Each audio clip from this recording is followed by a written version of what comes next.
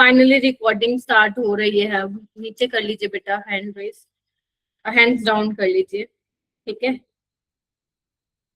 Okay, जिसने नहीं की है वो भी करके मुझे आज रात को दे देना। अभी मैंने ना देखी नहीं है एक्चुअली। करणवीर आ गया है क्या? अच्छा, मेरे को लकी तुमने दे दी। मैम मेरे पास अभी फोन नहीं है मैम, मम्मी कल आएंगी तो मैम मैं कल तक भेज दूंगा।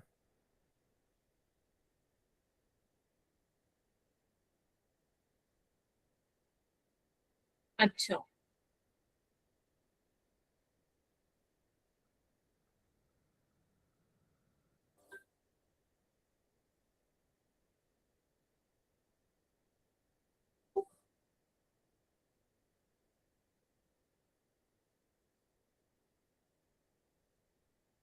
परमिंदर है क्लास में अभी?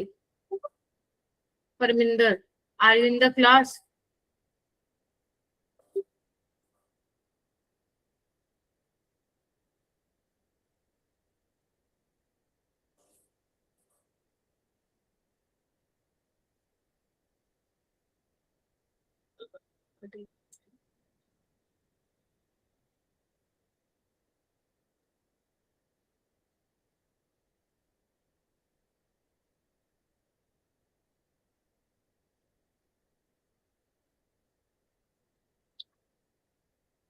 ठीक है, स्टार्ट करते हैं हम। राइट, तो हम लोग क्या कर रहे थे? क्रिस्टल फील्ड थ्योरी कर रहे थे या? यस। सो क्रिस्टल फील्ड थ्योरी का मैंने एक असाइनमेंट आपको दे दिया था। कोई बात नहीं ना किरणदीप, इट्स ओके। ओके, तो मैं क्या कहती, क्रिस्टल फील्ड थ्योरी मैं करवा रही थी। अभी तक मैंने आपको 3 असाइनमेंट्स शेयर किए हैं। प्लीज उसके डाउट जितनी जल्दी हो सके रिजॉल्व कर लो। मेरे को डाउट ग्रुप में शेयर कर दो। राइट, अगर पर्सनल में किया है तो फिर मेरे को एक बार देखना पड़ेगा, ठीक है, क्योंकि there are 44, around 50 groups are there. Right, तो फिर मैं ऊपर देख लूंगी मैं। राइट, तो जो भी डाउट्स है उसके क्लियर करो जल्दी से जल्दी, क्योंकि आपको बहुत सारे डीपीपीज मिलने वाली है आगे जाके। ठीक है, तो आपको अभी एक और डीपीपी मिलेगी, कल दूंगी मैं, क्योंकि अभी वो मैंने लाइक डिजाइन नहीं किया है, तो फिर वो मैं करूंगी, क्योंकि वो टाइम लगता है ना क्वेश्चन को सिलेक्ट करने में, फिर वो बन के आती है डीपीपी। राइट, तो वो मैं कल मॉर्निंग तक दूंगी आप लोगों को। लेकिन मिलेगी एक और डीपीपी आपको, ऐसी आइसोमेरिज्म की मिलेंगी आपको 2 डीपीपी, फिर एक और, लगभग 3 से 4 और मिलेंगी। ठीक है, ठीक है। सो परमिंदर, आप एक काम करो, आपका जो ग्रुप डिस्क्रिप्शन है ना, मतलब जो लाइक ऊपर आता है, उस पे क्लिक करो और देखो नीचे आपने जो भी आप ग्रुप्स में ऐड हो ना, तो आपको दिख जाएगा आपका पर्सनल ग्रुप कौन सा है। राइट, अभी चेक करके मुझे बताओ। हाँ कार्तिक? मैम आपने सीएफटी की कोई डीपीपी नहीं दी है अभी तक। क्या नहीं भेजी बेटा? Ma'am DPP 3 DPP already share कर चुकी हूँ ना मैं लास्ट वीक कोऑर्डिनेशन पे। तो मैम उसमें सीएफटी की तो एक में नहीं थी। नहीं, आई हैव शेयर 3 डीपीपीज। अगर आपको नहीं मिल रही है तो आप रिसोर्स शीट में जाके देखो, वहां पे मैंने अपलोड, वहां पे भी मैंने अपलोड कर देती हूँ। वहां पे मैं 3 okay DPP ma'am. Already share कर चुकी हूँ, एक नोमेनक्लेचर पे, एक वर्नर थ्योरी वाले पे, और एक वीबीटी पे। राइट, वीबीटी पे मैंने 2 किए, एक किए, एक की है ना मैंने share, if I am not wrong, है ना? ठीक है, मतलब 3 कर दी ना मैंने, ठीक है। परमिंदर, मिल गया क्या ग्रुप तुम्हें? हाँ, ग्रुप डिस्क्रिप्शन देखने आता है क्या, या फिर मैं चेक करवाऊं स्क्रीन शेयर करके? जवाब तो जल्दी, फिर मुझे क्लास स्टार्ट करनी है। क्लास ज्वाइन नहीं हो पा रही है, क्यों भाई? फाइंडिंग क्या होता है यार? तुम लोग हमसे ज्यादा स्मार्ट हो, समझ रहे हो? तुम लोगों को कैसे नहीं पता चल रहा तुम कौन से ग्रुप में ऐड हो? हाँ, जहाँ व्हाट्सएप है तुम्हारा, उसके जहाँ पे जो तुम्हारा नंबर है उस पे जाओ, ऊपर क्लिक करो और देखो तुम कौन कौन से ग्रुप में ऐड हो। क्लास कैसे नहीं ऐड हो रही भाई?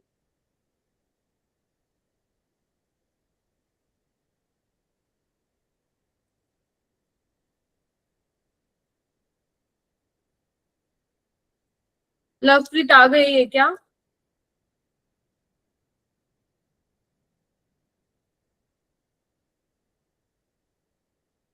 मिला परमिंदर? जल्दी माइक अनम्यूट करो, फटाफट मुझे बताओ, फिर मैं तब तक आगे नहीं चलूंगी। भाई तुम लोगों को सबको दिखता है ना तुम्हारा पर्सनल ग्रुप, या कोई परमिंदर की तरह है, कोई किसी का सीन हो रहा है कि तुम्हें पर्सनल ग्रुप पे ना दिख रहा हो तुम लोगों का है? हाँ जी परमिंदर जी, दिखा कि नहीं दिखा? हाँ या ना? अरे जवाब तो दे दो भाई। या तो मेरे को लगता है कि मुझे पागल बनाया जा रहा है, या फिर तुम ही कुछ गड़बड़े कर रहे हो। ऐसा हो ही नहीं सकता ग्रुप ना दिखे, इतना तो मेरे को भी आता है फोन चलाने।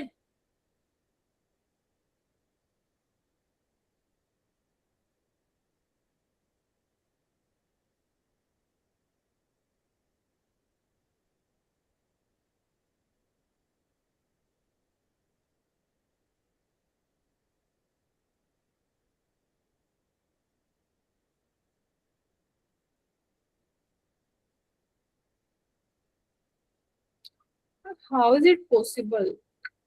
तो परेशान हो गई भाई, एक बार सुनो, क्लास के बाद रुक जाना परमिंदर, ठीक है? Stay back after the class, then फिर तुम्हारा स्क्रीन शेयर करवा के मैं दिखाऊंगी, ठीक है?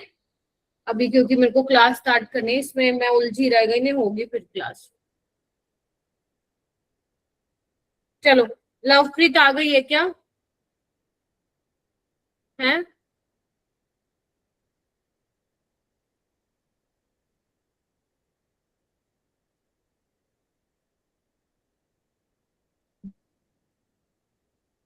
ठीक है, तो स्टार्ट करते हैं हम। आपको पहले मुझे कुछ क्वेश्चंस करके दिखाने हैं, देन फिर हम कुछ क्वेश्चंस करेंगे, कुछ आगे पढ़ेंगे। ठीक है, तो आज बेसिकली हम लोग क्या करने वाले हैं, आज हम लोग आपका क्रिस्टल फील्ड थ्योरी में टेट्राहेड्रल के केस में देखेंगे स्प्लिटिंग कैसे होती है, स्फीयर प्लेनर में देखेंगे कौन कौन से फैक्टर्स हैं जो स्प्लिटिंग को इफेक्ट करते हैं, और एक नया टॉपिक देखेंगे that is Jahn Teller distortion. Jahn Teller distortion, हालांकि इससे सवाल तो नहीं आता, बट मैं बहुत छोटू सा टॉपिक है तो मैं इसको फटाफट करवा के आपको खत्म करवाऊंगी। अभी तक हमने क्रिस्टल फील्ड थ्योरी ऑक्टाहेड्रल के केस में पढ़ी है, तो सबसे ज्यादा इंपॉर्टेंट वही है। स्फीयर प्लानर में नहीं पूछी जाती इतनी ज्यादा स्प्लिटिंग, टेट्राहेड्रल और ऑक्टाहेड्रल के सवाल आते हैं। तो कुछ सवाल है जो तुम लोगों को करने हैं, जैसे फर्स्ट क्वेश्चन है ये, सबको दिख रहा है? आप लोगों को एज अ टेस्ट इसको करना है, कुछ 4-5 क्वेश्चन मैंने लिए हैं, तो आप सॉल्व करेंगे इसको, राइट?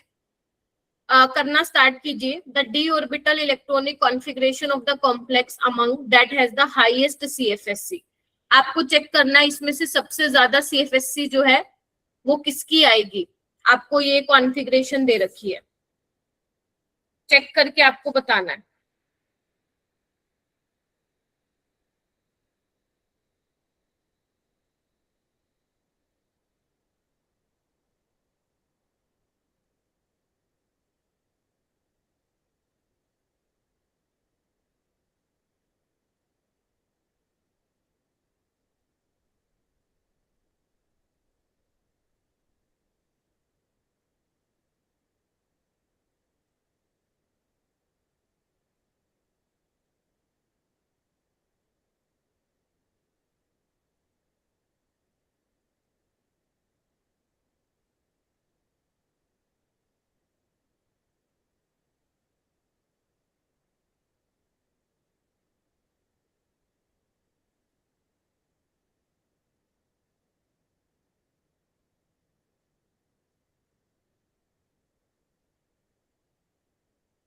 बताओ किस केस में सीएफएससी सबसे ज्यादा आएगी। तो अगर मैं फर्स्ट वाला देखूं तो आप मुझे बता पाओगे कि यहाँ पे कोबाल्ट+3 है और ईएन स्ट्रॉन्गफील्ड लिगेंड है, तो इसमें किस तरीके से इलेक्ट्रॉन को भरोगे? शगनप्रीत जी बताना जरा, यस मैम। मैम बताओ इलेक्ट्रॉन को कैसे भरोगे? मैम पेयरिंग करवा के। किस में पेयरिंग करवाओगे? मैम T2G में। T2G में पेयरिंग करा दोगे, एग्री करते हो सारे? और EG खाली रहेगा, तो अगर पेयरिंग करवा दोगे तो CFSC यहाँ पे कितनी आएगी, 6 इंटू -0.4 डेलो, राइट, तो ये आ जाएगा आपका -2.4 डेलो, राइट। इसका निकालो, इसका क्या आएगा, यहाँ पे भी कोबाल्ट +3 में, but fluorine will behave as a WFL, तो पेयरिंग नहीं होगी, तो 1 2 3 4 5 और ये 6 में आएगा, तो इसकी CFSC इससे तो कम नेगेटिव में आएगी, यस और नो। तो ये कितना हो गया 4, और 4 इंटू -0.4 कितना हो जाएगा 1.6, और ये कितना हो जाएगा 0.6 इंटू 2 1.2, तो ये कितना आ गया 0.4 आ गया माइनस के, ठीक है। आगे चेक करो Mn+2, इसमें चेक करो ये कितना आएगा, D5 है, वीक फील्ड लिगेंड होगा ये, हम बाकी दोनों 0 है। वेरी गुड, CFSC यहाँ तो 0 ही हो गई। Zinc+2 D10 है, इसमें भी CFSC 0 होगी, तो आप देख लो सबसे ज्यादा इस वाले में आ रही है, यानी कि T2G में 6 इलेक्ट्रॉन होंगे और EG में 0 होगा। देखो ऐसे कौन सा है, ये थोड़ा मिसप्रिंट था, तो ये आपका फर्स्ट ऑप्शन इसका करेक्ट हो जाएगा। कर लोगे? तो अगर आपको कुछ कॉम्प्लेक्स दे रखे हो और अगर आपसे पूछा हो कि हाईएस्ट CFSC किसकी होगी, तो इस तरीके से आपको क्रिस्टल फील्ड स्टेबलाइजेशन एनर्जी निकालना आनी चाहिए, और हमने बहुत सारे ऐसे एग्जाम मतलब किए थे, है ना, पूरा D1 से लेकर D10 तक हमने निकाली थी, तो ये हो जाएगा आपसे, राइट। और क्वेश्चन आते हैं अच्छे लेवल के, और क्वेश्चन हमें करने हैं। ये संबंध, हाँ गगन बोलो। मैम ये नेगेटिव में वैल्यू बढ़ी तो वो दूसरी वाली नहीं आनी चाहिए, ऐसे नेगेटिव नहीं, नेगेटिव का माइक प्लीज म्यूट करिए। नेगेटिव का मतलब सिर्फ यहाँ पे ये दिखा रहा है कि टोटल एनर्जी में कितना डिक्रीमेंट आ रहा है, right. You have to consider magnitude only, ठीक है। Okay ma'am. चलिए आइए, ध्यान रखना ये बात, अच्छा क्वेश्चन पूछा उसने कि माइनस में जो चीज बड़ी होगी वो तो छोटी होने वाली है, लेकिन ध्यान रखना जब भी आपसे हाईएस्ट वैल्यू ऑफ CFSC पूछेगा, नेगेटिव सिर्फ ये दिखा रहा है कि टोटल एनर्जी में कितना डिक्रीज हो रहा है, otherwise you have to consider magnitude. Clear है? तो आपका ये वाला आंसर आ जाएगा। आगे आते हैं, और ये देखो ये कितना प्यारा सवाल है, अगर सारे बच्चे ध्यान से पढ़ोगे, मैं कहूंगी पहले तुम पढ़ो इसको।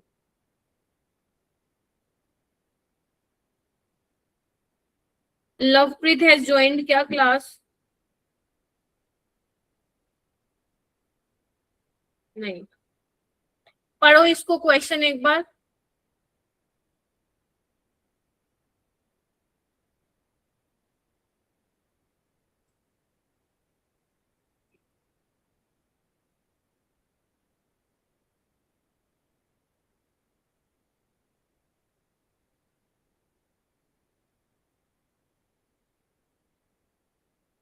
परमिंदर पहले पढ़ लो, फिर आप ग्रुप में मैसेज करना, ठीक है। चलिए ओके, पढ़ो पढ़ो एक बार सवाल को पढ़ो, है क्या। क्वेश्चन बहुत अच्छा है, सिंपल तो नहीं है।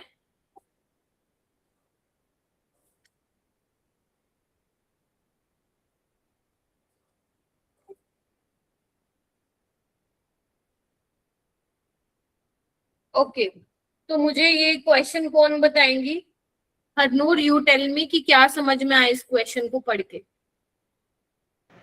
मैम इस क्वेश्चन में कहा है कि Mn+- एक आयन है जिसमें हमें जिसकी N जो है वो उसकी लीस्ट एंथैल्पी ऑफ एटोमाइजेशन है, तो हेयर हमें N को इक्वल करना है नंबर ऑफ डायमैग्नेटिक कॉम्प्लेक्स में। हाँ, तो मुझे बताओ यहाँ पे कितने डायमैग्नेटिक है, पहले तो यही ढूंढो तुम लोग। How many species are diamagnetic? तो यहाँ पे चलो तुम निकालो, मैं तो बहुत पढ़ा चुकी हूँ तुम्हें, तुम लोग निकालो कि कितने डायमैग्नेटिक कॉम्प्लेक्सेस हैं इसमें से, फटाफट निकालो। Nikhil, you will tell the answer, ठीक है। Okay ma'am. बाकी भी करो, किसी से भी मैं पूछ सकती हूँ।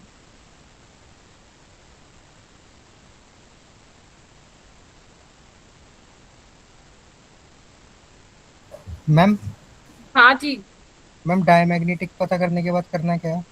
पहले वो पता करो, जो जो डायमैग्नेटिक पता लगा ले please raise your hand.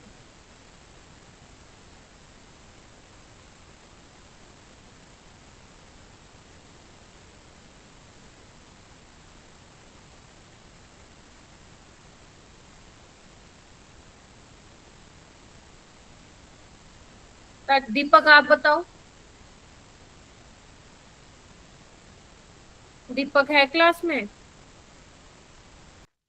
Yes ma'am. एक बारे में क्यों नहीं सुनते हो तुम लोग?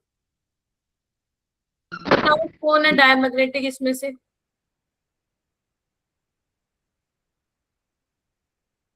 निखिल आप बताओ, जाग जाओ जो सोए पड़े हैं। निखिल आप बताओ। मैम एक ZN वाला है और एक वो नाम बोलो। CuPH3 है। कॉपर और जिंक वाला है ना? Yes ma'am. तो यहाँ पे जिंक +2 है, D10 है, एक भी यस मैम। अनपेयर्ड नहीं है। यहाँ पे कॉपर +1 में है, D10 है, एक भी नहीं, क्योंकि PPH3 याद आ रहा है क्या तुम्हें?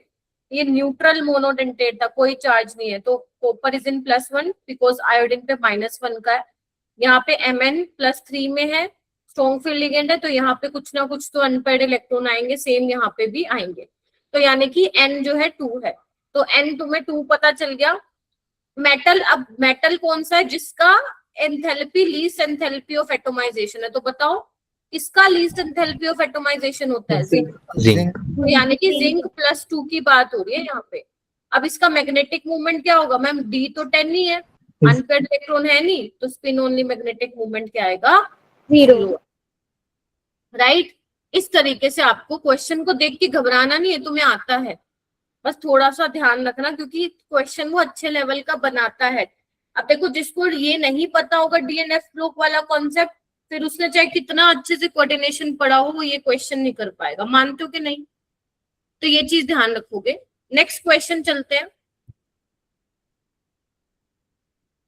इनमें से कौन से कॉम्प्लेक्स की डेल्टा O क्रिस्टल, ये क्या है, क्रिस्टल फील्ड स्प्लिटिंग एनर्जी 0 होगी और म्यू जो होगा वो 5.96 बोहर मैग्नेटोन होगा, ये आपको बताना है। कई बार वो CFSC को ना क्रिस्टल फील्ड स्प्लिटिंग एनर्जी भी बोल देते हैं, लेकिन वैसे ये क्रिस्टल फील्ड स्टेबलाइजेशन एनर्जी होती है, तो आपको कंफ्यूज नहीं होना है। ठीक है, तो अगर ये दे दिया तो मतलब वो CFSC ही पूछ रहे हैं फिर आपसे। ये मैंने कल भी करवाया था शायद ऐसा कुछ क्वेश्चन। अगर अच्छा म्यू 5.96 मतलब हाउ मेनी अनपेयर्ड इलेक्ट्रॉन? 5। तो यहाँ पे Mn+2 में है, और अभी आपको बताया भी है Mn+2 D5 होगा, तो T2G में 3 और Eg में ये, because SCN is a WFL। तो when you find out the CFSC तो वो कितना आएगा आपका? 0 आएगा। तो यानी कि ऑप्शन कौन सा हो जाएगा? 4th। ठीक है, ऐसे वाले क्वेश्चन आपको कम टाइम में सॉल्व करने हैं। क्लियर है जी? हाँ जी, किसी को कुछ पूछना है? किसी को कुछ पूछना है तो पूछो। नेक्स्ट क्वेश्चन पे आगे बढ़ते हैं। ठीक है, करो।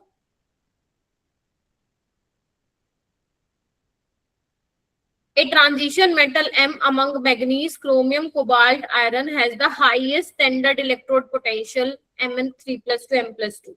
आप लोगों ने DNF ब्लॉक का टेस्ट दे दिया है, राइट? तो मुझे बताओ भवानी, किसका स्टैंडर्ड इलेक्ट्रोड पोटेंशियल सबसे ज्यादा होगा इन चारों में से? मैग्नीज, क्रोमियम, कोबाल्ट या आयरन?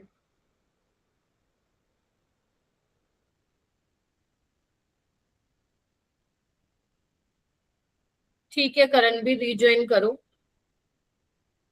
नितिका आप बताओ किसका इलेक्ट्रोड पोटेंशियल ज्यादा होगा? जनेश आप बताओ किसका ज्यादा होगा? मैम कोबाल्ट का। Very good. ये आपको याद रखनी है भाई चीजें, ये भूलने की ना है, तभी हाइलाइट्स भेजे थे मैंने। तो कोबाल्ट +3 से कोबाल्ट +2 में जाने की टेंडेंसी ज्यादा, इसका सबसे पॉजिटिव आ रहा था अगर तुम लोगों को याद हो। तो मेटल इज कोबाल्ट। और क्या ये वाला कॉम्प्लेक्स मैंने क्लास में ही लिया था इफ यू रिमेम्बर? तो यहाँ पे कोबाल्ट +2 में है, स्ट्रॉन्ग फील्ड लिगेंड है। आपको नंबर ऑफ इलेक्ट्रॉन बताने Eg में क्या होगा, तो यहाँ पे कोबाल्ट 2+ इज D7, तो पेयरिंग हो जाएगी 1 2 3 4 5 6 और एक फिर Eg में जाएगा। तो Eg में कितने इलेक्ट्रॉन है? एक ही इलेक्ट्रॉन है। तो आप समझ पा रहे हैं how to solve these type of question? अभी ये मैंने कुछ आपको पिक्चर दिखाई है, अभी ट्रेलर दिखाया है, ये कुछ ऐसे क्वेश्चन में रिलेटेड टू ट्रेलर आपको मैं उसमें डालूंगी असाइनमेंट में, ठीक है। और ट्राई करा करो कि विद इन 1 और 2 डेज जो भी आपको असाइनमेंट मिलता है, एटलीस्ट मैं मानती हूँ कि बहुत बच्चों का पिछला जो लाइक फिजिकल वाला चीज है वो पेंडिंग में है, मुझे मालूम है, पता चलता है मेरे को मेंटरशिप में, राइट। बट एटलीस्ट जो आपका फिजिकल के बाद वाला पार्ट शुरू हुआ है, P block, DNF block, coordination, आप ये यहाँ से भी बहुत अच्छे से करोगे ना तो आपका एक अच्छा स्कोर खड़ा हो सकता है केमिस्ट्री में। Getting my point? तो प्लीज जो साथ साथ चल रहा है, मैं बहुत आपको रिक्वेस्ट करती हूँ, जो साथ साथ चल रहा है वो करो, वरना कोऑर्डिनेशन, डीएनएफ ब्लॉक ये ऐसे चैप्टर है ना, पी ब्लॉक जो नहीं तुमने पढ़ा ना तो आगे जाके तुम्हें खुद ही अच्छा नहीं लगेगा, भाई ये क्या है, ये तुम भूल जाओगे क्योंकि तब तक सारी चीजें। तो मेक श्योर करो ऑनगोइंग जो चल रहा है उसको लाइटली मत लो। नेक्स्ट चलते हैं। अब ये वाला क्वेश्चन थोड़ा और अच्छा है, ये मैं करवाऊंगी आप लोगों को, ठीक है। इसमें एक दो नई चीज भी आएगी जो तुम्हें पता होनी चाहिए। देखो आपको क्या बोला है, x is the number of electron in T2G of the most stable complex. आपको ये 4 कॉम्प्लेक्स दे रखे हैं, इसमें से आपको मोस्ट स्टेबल बताना है, मोस्ट स्टेबल। एक तो ये कॉम्प्लेक्स है, एक ये कॉम्प्लेक्स है,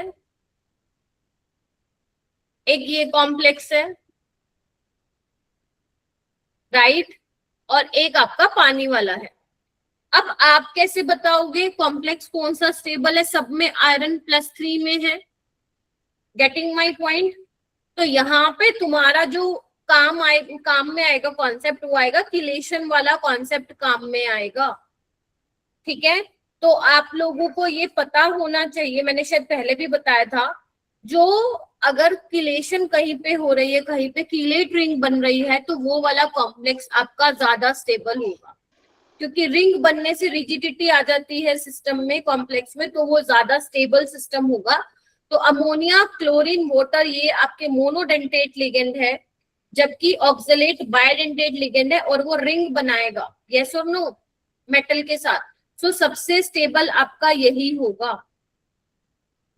अब बात आती है जब आयरन +3 में होता है। देखो आयरन से कोबाल्ट कहाँ पे आता है, याद करो, scandium, titanium, vanadium, chromium, manganese, right. Iron का 26 होता है, कोबाल्ट का क्या होता है आपका 27 होता है, ठीक है। तो आयरन +3 में C2O4 नेगेटिव इसके साथ, 2 नेगेटिव इसके साथ SFL की तरह बिहेव करेगा, ये आप ध्यान रखेंगे।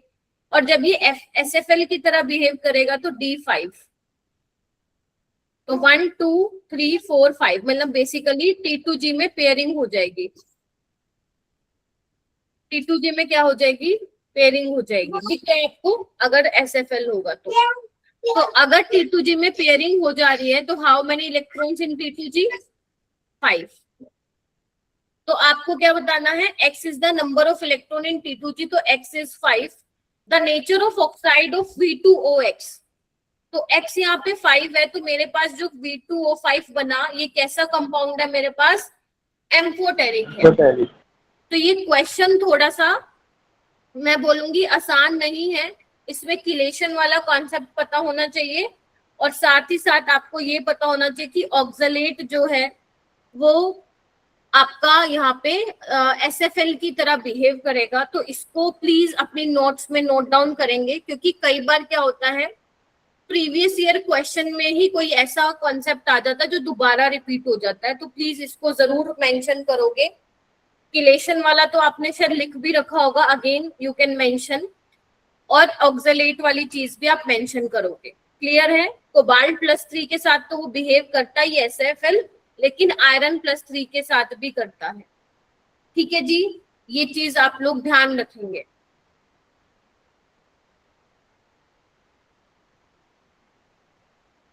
Now moving to next, splitting in tetrahedral complexes. ये थोड़ी आसान है और छोटी भी है, अगर तुम्हें ऑक्टाहेड्रल पल्ले पड़ गई तो ये भी कुछ खास नहीं है, ठीक है।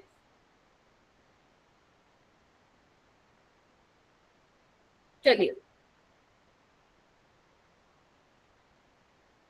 देखो भाई, अब टेट्राहेड्रल में क्या होगा, अगर तुम ध्यान से देखो, ये मेरा मेटल है, राइट, ये मेरे लिगेंड्स हैं, 4 लिगेंड्स है मेरे, देख रहे हो, जो कि टेट्राहेड्रली अरेंज है मेटल के चारों तरफ। अब आपको पता है टेट्राहेड्रल में जो मेटल और लिगेंड के बीच में एंगल होता है वो 109 पॉइंट समथिंग होता है, एग्जैक्ट ना तुम्हें मतलब याद रखना, ना मुझे याद रखना है, ठीक है, और याद रखने के एक्स्ट्रा नंबर भी नहीं मिलेंगे तुम लोगों को।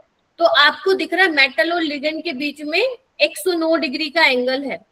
अब यहाँ पे देखो, इस क्यूब में मैंने मेटल और लिगेंड को अरेंज करने की कोशिश की है, तो ये देखो ना, इस तरीके से है। और अगर मैं यहाँ पे एक्स एक्सिस, वाई एक्सिस और जेड एक्सिस बनाऊं तो आपको दिख रहा है this is Y axis, this is X axis, और दिस ये वाली चीज वाई एक्सिस। देखो मैं अगर कलर चेंज कर दूं थोड़ा सा, एक्स वाई और यहाँ पे जेड, और आपको पता है एक्स वाई जेड एक्सिस, ध्यान से सुनना, इनमें आपस में 90 डिग्री का होता है, they are perpendicular to each other. Yes और नो? यस और नो? Yes ma'am. अच्छा ठीक है। अच्छा, अब बात ये आती है, क्या जो ये लिगेंड है, क्या उनके बीच में भी 90 डिग्री का एंगल है क्या? नहीं मैम, उनके बीच में तो 90 डिग्री का एंगल नहीं है। ऑक्टाहेड्रल में क्या हो रहा था, लिगेंड जो है 90 डिग्री पे आ रहे थे, याद करो, ठीक है, और आपका हमने देखा था कि जब वो आ रहे थे तो वो डायरेक्टली अप्रोच कर रहे थे dx square dash Y square और आपका डी क्या बोलते हैं dz स्क्वायर। यस और नो? अब एक बात बताओ, अगर मैं मेटल की बात करूं तो मेटल में आपके जो वो वाले 2 ऑर्बिटल हैं dx square dash Y square और dz स्क्वायर, वो तो कहाँ होंगे, एक्सिस के ऊपर होंगे। सपोज एक मैं ऐसे ले लेती हूँ, ध्यान से देखना, थोड़ा सा समझा रही हूँ, बहुत आसान है। मान लो एक मैंने ऐसे ले लिया और मैंने ये ऐसे ले लिया, ठीक है, क्या लिगेंड इनको डायरेक्टली अप्रोच कर पा रहे हैं क्या? यस और नो? हाँ या ना? क्या लिगेंड इनको डायरेक्टली अप्रोच कर पा रहे हैं क्या? नहीं कर पा रहे हैं। ये कितना डिग्री है, 45 डिग्री एंगल है ये। यस और नो? तो बेसिकली कहने का ये मतलब है, तुम एग्री करोगे क्या, कि टेट्राहेड्रल में लिगेंड जो है डायरेक्टली अप्रोच नहीं कर पा रहा है मेटल के डी ऑर्बिटल्स को। यस और नो? नहीं कर पा रहा है। अच्छा, अगर मान लो मैं ये वाला ये तो हो गया अलोंग द एक्सिस वाले, बट अगर मैं मान लो इन बिटवीन द एक्सिस ले लूं तो एक बार देखना ध्यान से, मान लो मैं dxy वाला ले लेती हूं, कुछ इस तरीके से मैं बना देती हूँ ऐसे, ठीक है, मतलब बीचों बीच में बनाना चाह रही हूँ, ठीक है, एक सेकंड दोबारा ड्रॉ कर देती हूँ। देखिए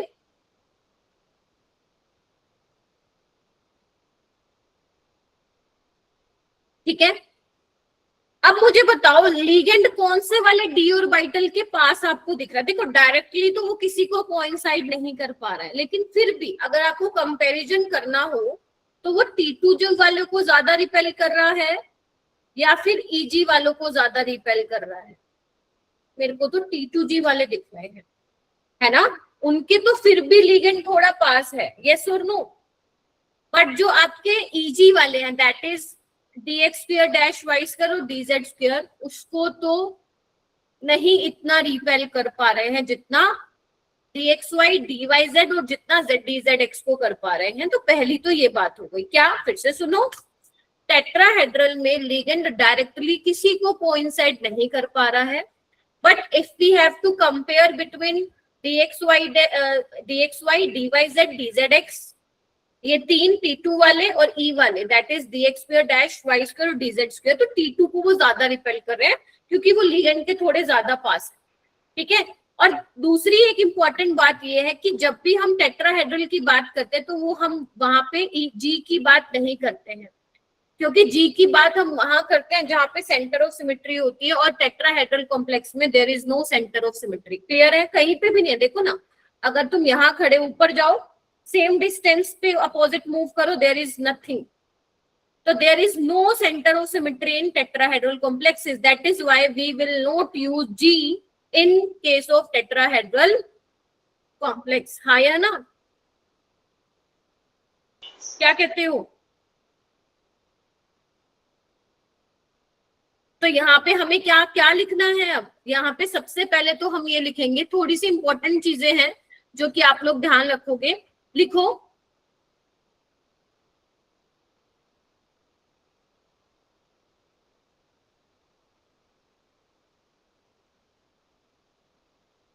नो, लिखो यहाँ पे no d orbital is directly coincide with ligands.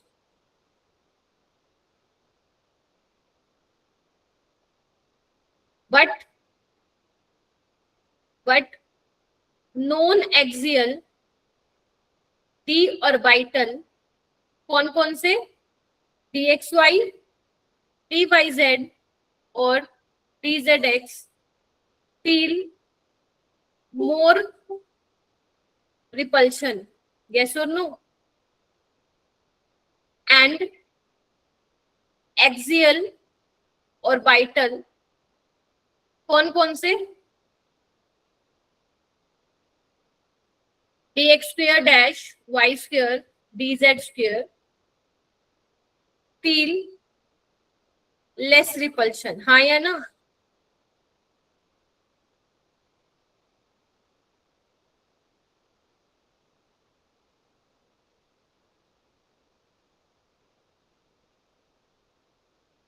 दिख रहा आपको? ठीक है. अगर ये बात आपको क्लियर हो गई है तो यहाँ पे देखो, ये आपको जो स्प्लिटिंग वाला डायग्राम आपको दिख रहा है, ध्यान से देखो, बिल्कुल सिमिलर सा है ना ऑक्टाहेड्रल का. बट डिफरेंस क्या है? देखो पहले सिमिलैरिटी क्या है? ये आपकी ग्राउंड स्टेट वाली एनर्जी है, ये आपको हाइपोथेटिकल वाली है जिसमें स्फेरिकली सभी साइड से लिगेंड जो है दिख रहा है, स्फेरिकली जो है लिगेंड्स अप्रोच कर रहे हैं. उसके बाद स्प्लिटिंग होगी, ओवरऑल एनर्जी तो इंक्रीज होगी, but in case of tetrahedral जो ये बेरी सेंटर है, इससे जो ई वाले की एनर्जी है वो कम होगी इंक्रीज, और T2 वाले की एनर्जी ज्यादा इंक्रीज होगी. Getting my point? और जो ई वाले हैं उनका एनर्जी कितना है गैप बेरी सेंटर से? That is -0.6 del T. अब यहाँ पे आप डेल टी यूज करोगे because we are studying crystal field splitting in tetrahedral complexes. Minus क्यों लगाया? क्योंकि बेरी सेंटर से इसकी एनर्जी कम हो रही है. T2 वाले की कितनी होगी? बेरी सेंटर से T2 की एनर्जी 0.4 डेल टी. यस और नो? और T2 और E के बीच में कितना होगा energy gap? That is delta T. तो डेल्टा टी क्या है? Splitting in tetrahedral complexes. ठीक है. अब इसमें एक इंपॉर्टेंट चीज ये है मेरा बेटा कि ऑक्टाहेड्रल में वी हैड 6 लिगेंड्स. ऑक्टाहेड्रल में 6 लिगेंड थे जबकि टेट्राहेड्रल में 4 लिगेंड है. तो नो डाउट अगर मैं आपसे पूछूं कि किस केस में स्प्लिटिंग ज्यादा होगी तो तुम्हारा आंसर होगा ऑक्टाहेड्रल, बिकॉज वहां पे 6 लिगेंड थे जो अप्रोच कर रहे थे मेटल को, और वो भी कई तो डायरेक्टली कोइंसाइड कर रहे थे. यहाँ पे तो 4 ही लिगेंड है जो अप्रोच कर पा रहे हैं. तो स्प्लिटिंग ज्यादा किस में होगी? ऑक्टाहेड्रल में ज्यादा स्प्लिटिंग होगी. यस और no? Splitting is more in octahedral complex than tetrahedral. और इसका मतलब अगर स्प्लिटिंग कम हो रही है टेट्राहेड्रल में तो नोट करके एक बात लिखेंगे बहुत इंपॉर्टेंट कि tetrahedral complexes always form high spin complex. ये थोड़ा सा मैसी हो गया, रुको मैं नीचे लिख दूंगी. आप लोग लिख लो tetrahedral complexes always form high spin complexes. ठीक है, चाहे लिगेंड स्ट्रॉन्ग है या वीक है. मैं यहाँ पे लिख देती हूँ tetrahedral complex always form high spin complex. ठीक है, इसका मतलब इसमें पेयरिंग एनर्जी हमेशा ज्यादा ही होगी, यस और नो। तो डजंट मैटर कि आपको स्ट्रॉन्ग फील्ड लिगेंड मिला है या वीक फील्ड लिगेंड मिला है, टेट्राहेड्रल में हमेशा हाई स्पिन बनेगा, मतलब आप पेयरिंग खुद से नहीं कराओगे। Is that clear?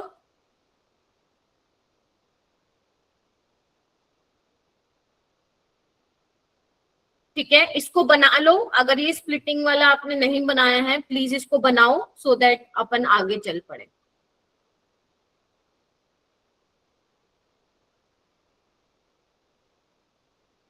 हाँ जी दिव्यांश। मैम लेकिन जब आपने बीबीटी के अंदर ये पढ़ाए थे तो उसमें तो एक कंपाउंड था जैसे NiCO4, तो उसके वो तो मतलब लो स्पिन कॉम्प्लेक्स बना रहा है।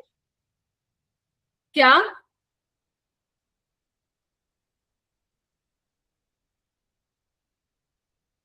बट बेटा मैं आ रही हूँ, इस पे आती हूँ।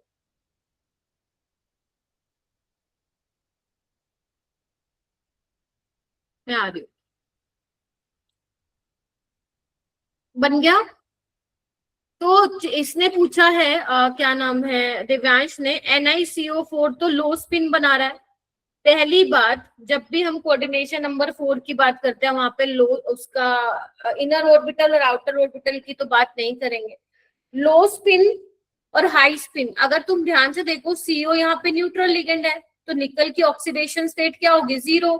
तो 3D8 4S2 होगा, यही पढ़ते हो ना। अब 3D8 4S2 है, CO स्ट्रॉन्ग फील्ड लिगेंड है। ठीक है, आपने क्या कराई है यहाँ पे? बैक पेयरिंग कराई है। और अगर तुम ध्यान से देखो तो यहाँ पे टोटल इलेक्ट्रॉन कितने हो चुके हैं? 10 इलेक्ट्रॉन हो चुके हैं। और मैंने तुम्हें बताया था अगर D में 10 होंगे तो डजंट मैटर आपका स्ट्रॉन्ग फील्ड लिगेंड है वीक फील्ड लिगेंड है, आपका वो sp3 ही बनाएगा हमेशा। याद आ रहा है?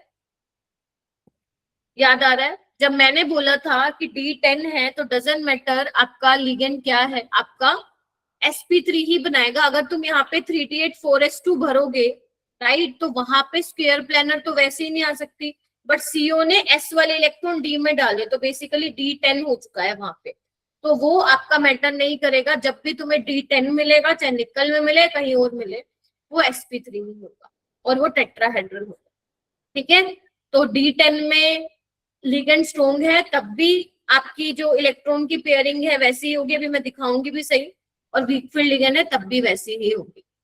ठीक है, अब अच्छा इसमें आपको CFSC निकालनी हो तो कैसे निकालोगे? बिल्कुल सेम है, -0.6 number of electron in E, because इस बार E नीचे है, plus 0.4 number of electron in T2 into delta. Pairing energy यहाँ पे नहीं आएगी, क्यों? क्योंकि आप खुद से पेयरिंग नहीं करा रहे हो, मैं बता रही हूँ। पेयरिंग एनर्जी तब आती है जब आप खुद से पेयर करवाते हो, ये चीज ध्यान रखना, मैंने कल वाली क्लास में बताई थी। जब मैं किसी चीज को जोड़ दे के समझा रही हूँ इसका मतलब वो आने वाली है तुम्हारे जेई के एग्जाम में। ठीक है, चलो अब यहाँ पे देखो डिफरेंशिएट कर रखा है कि ऑक्टाहेड्रल में स्प्लिटिंग ज्यादा होती है, टेट्राहेड्रल में कम होती है, वो आपको दिख भी रहा होगा। ठीक है, और कितनी, मतलब अगर मान लो मैं पूछूं डेल्टा टेट्राहेड्रल में कितनी कम होती है, तो delta T is 4/9 times of delta O। दिख रहे हो? रिलेशन आपसे पूछा जा सकता है स्प्लिटिंग इन टेट्राहेड्रल और स्प्लिटिंग इन ऑक्टाहेड्रल, तो del T is equal to 4/9 times of del O, 0 point something आएगा। ठीक है,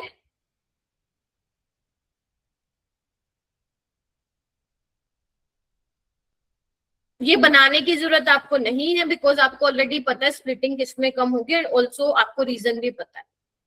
अच्छा, जैसे देखो अगर मैं यहाँ पे निकाल के दिखाऊं, मान लो D1 है तुम्हारे पास, तो D1 में नीचे तो E आएगा। ध्यान रखना यहाँ पे ना बच्चों को कंफ्यूजन हो जाती है, क्योंकि हमें आदत होती है ऑक्टाहेड्रल के सवाल करने की, तो हमारे आंखों पे पट्टी आ जाती है और हम देख ही नहीं पाते कि कोऑर्डिनेशन नंबर 4 का पूछा एग्जामिनर ने।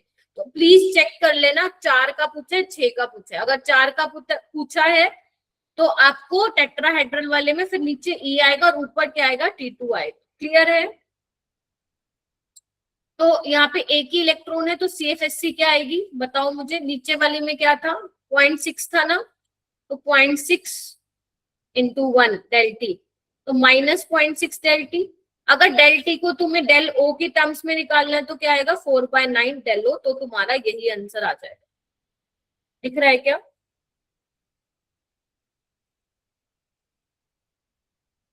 ऐसे तुम किसी का भी निकाल सकते हो, ऐसे तुम किसी का भी निकाल सकते हो। जैसे D5 है तो D5 में क्या होगा, आपको ये नहीं घबराना है हाई स्पिन लो स्पिन, आपको पेयरिंग करवानी ही नहीं है, ठीक है, पेयरिंग करवानी नहीं, ये ध्यान रखो, नहीं तो कंफ्यूज हो जाओगे। तो 1 2 1 2 3, तो यहाँ पे जब आप CFSC निकालोगे तो कितनी आएगी 0 आएगी। तो इस तरीके से अपने को निकालना है, ठीक है। बस यही थी आपकी टेट्राहेड्रल की। ऑक्टाहेड्रल में टाइम इसलिए लगा था क्योंकि वो नया, आप कुछ नया पढ़ रहे थे। अब वो आप सेम चीज, बेटा मैं क्या कर सकती हूँ बेटा, आपका शायद नेटवर्क इशू बहुत रहता है, हर नोड नहीं सुखवी। मेरी साइड से तो बेटा वाईफाई एकदम सही चल रहा है proper.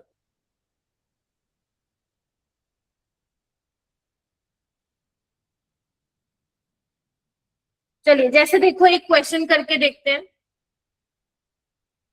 The crystal field stabilisation energy of इसका एंड इसका, देखो ये कोऑर्डिनेशन नंबर 6 में है, ये 4 में है। कैन यू ट्राई करो एक बार खुद से।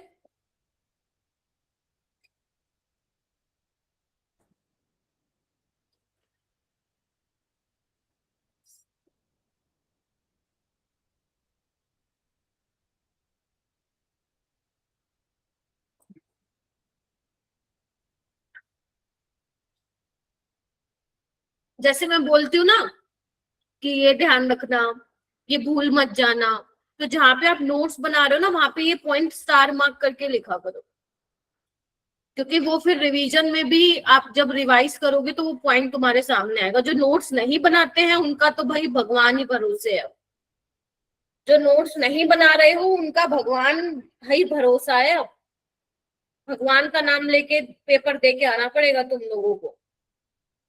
हैं कुछ बच्चे जो नोट्स नहीं बनाते हैं, यहाँ पे नाम नहीं लूंगी बट आई नो, तो भाई तुम अब देख लो कैसे करना है। क्लास में आके बैठ जाओगे पेरेंट्स को दिखाने के लिए, उससे कुछ नहीं मिलेगा तुम्हें।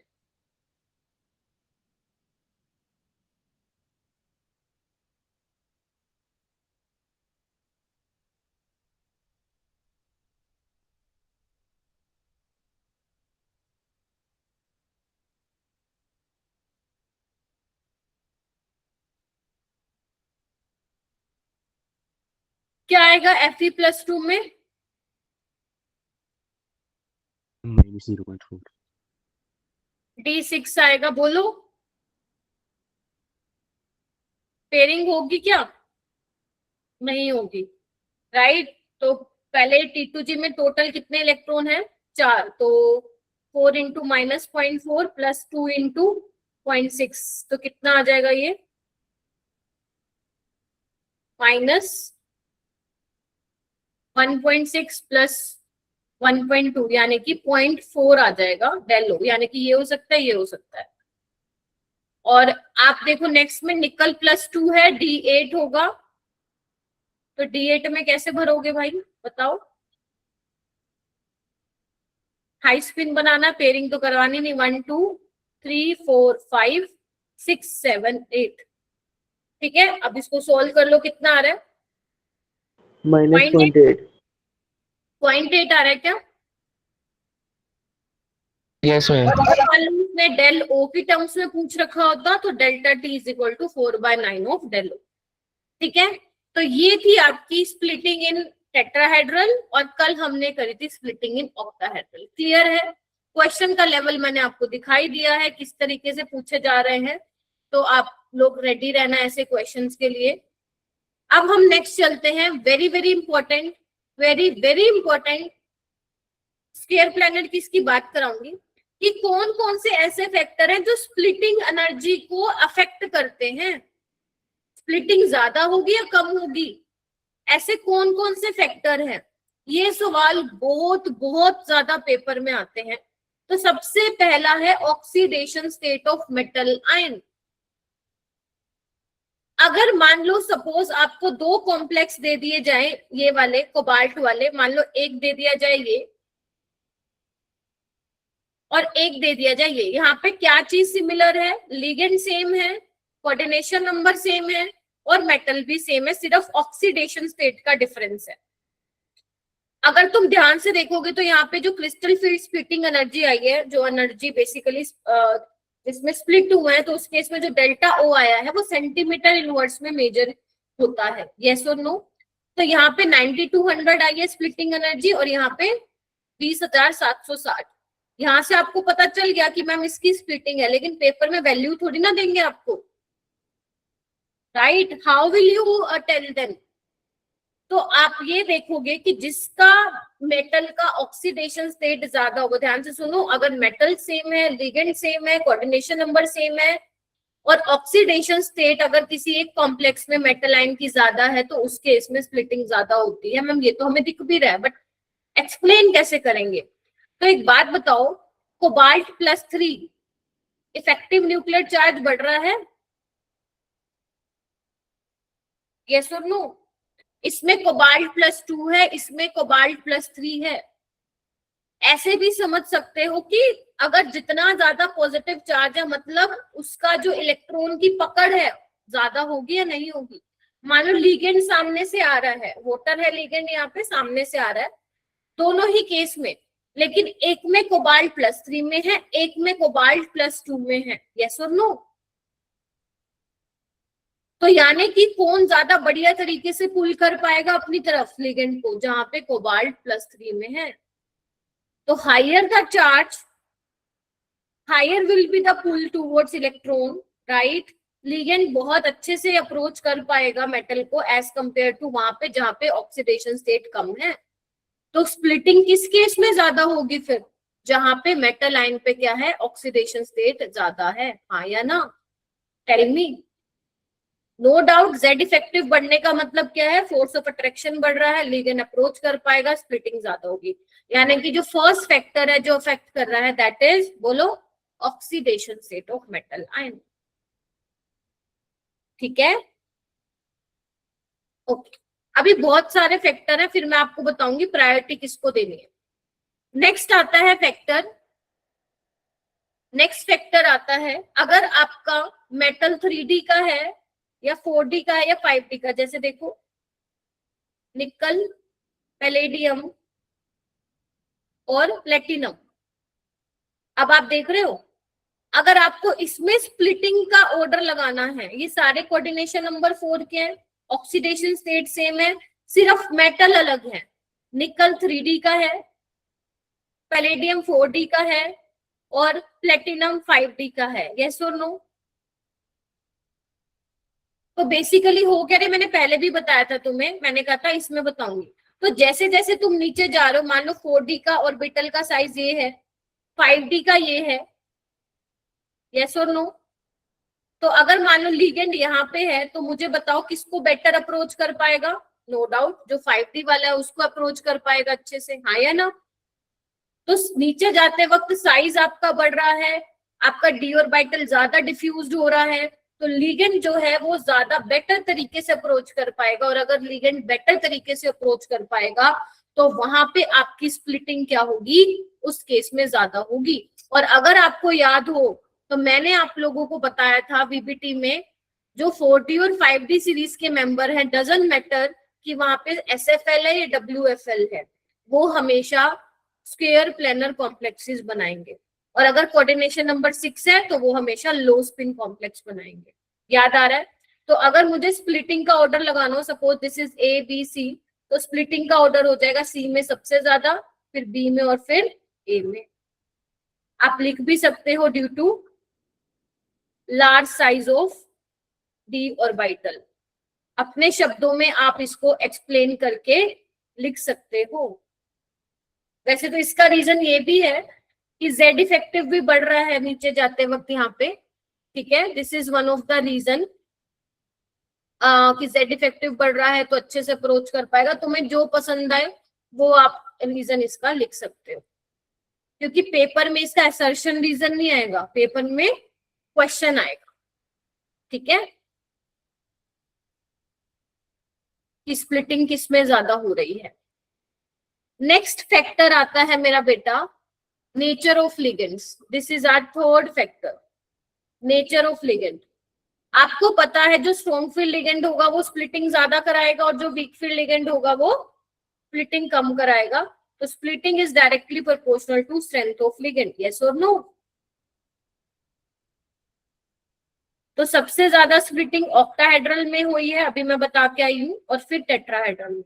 जब मैं तुम्हें स्क्वायर प्लानर पढ़ा दूंगी तो आपको दिखेगा कि स्क्वायर प्लानर में स्प्लिटिंग सबसे ज्यादा होगी, ठीक है। अभी मैंने नहीं पढ़ाया है बट इसको आप लिख सकते हो। Getting my point? तो देखिए जैसे इसमें देखो सब में कोऑर्डिनेशन नंबर 6 है, मेटल सेम है, ऑक्सीडेशन स्टेट सेम है मेटल पे, क्या डिफरेंस है? लिगेंड की स्ट्रेंथ का डिफरेंस है। तो आपको वहां पे पहचानना है कि अब कौन सा फैक्टर अप्लाई कर रहे हो। तो यहाँ पे लिगेंड की स्ट्रेंथ का ऑर्डर क्या है मैम? Cn नेगेटिव सबसे स्ट्रॉन्ग है, फिर अमोनिया और फिर फ्लोरीन, यस और नो? तो बस स्प्लिटिंग किसकी ज्यादा होगी फिर? मान लो ABC अगर मैं दे दूं नाम, तो A, B and then C।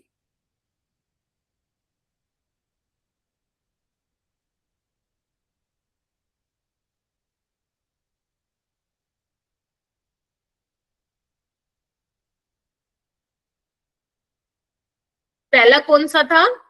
Oxidation state. दूसरा अगर 3D 4D या 5D सीरीज का मेंबर है तो क्या होगा? तीसरा क्या है? Nature of ligand. Getting my point?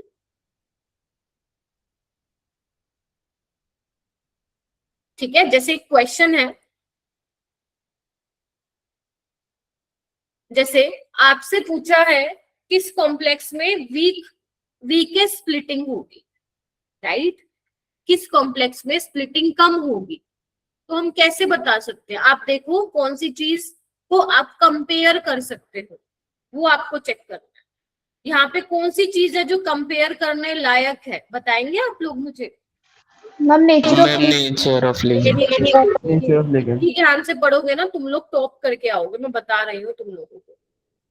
Nature of ligand, बस ऐसे ही तुम्हें पूरा नवंबर तक, जब तक सिलेबस में, यार कितना ही टाइम रह गया, अगस्त का हफ्ता चला गया, सितंबर अक्टूबर नवंबर, सितंबर अक्टूबर नवंबर, पूरा 3 महीने तुम्हारी ऑर्गेनिक ही चलेगी।